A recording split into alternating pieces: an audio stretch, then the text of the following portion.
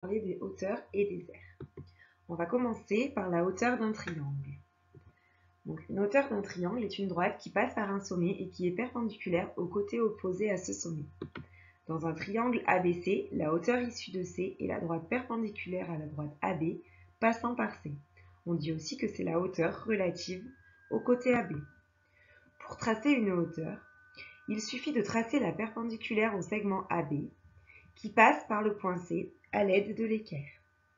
Le point d'intersection entre la droite AB et la perpendiculaire à AB qui passe par le point C est appelé le pied de la hauteur. Ici, c'est le point H. Il se peut que la hauteur soit à l'extérieur du triangle. Dans ce cas, on prolonge la droite AB pour pouvoir tracer la perpendiculaire à AB qui passe par le point C. Et on a donc ici la hauteur issue de C.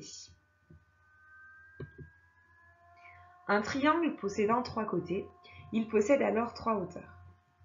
On a ici la hauteur issue de B, qui est relative donc au côté AC, la hauteur issue de A, relative au côté BC, et enfin la hauteur issue de C, relative au côté AB. Passons maintenant aux aires. Pour rappel, l'aire du triangle rectangle est A fois B divisé par 2, où A et B sont les côtés de l'angle droit. Grâce aux hauteurs que l'on a vues précédemment, on peut calculer l'aire d'un triangle quelconque. L'aire d'un triangle quelconque est B fois H sur 2, où B est la longueur d'un côté et H la hauteur relative à ce côté. C'est ce que l'on peut voir sur l'exemple que l'on a ici et ici.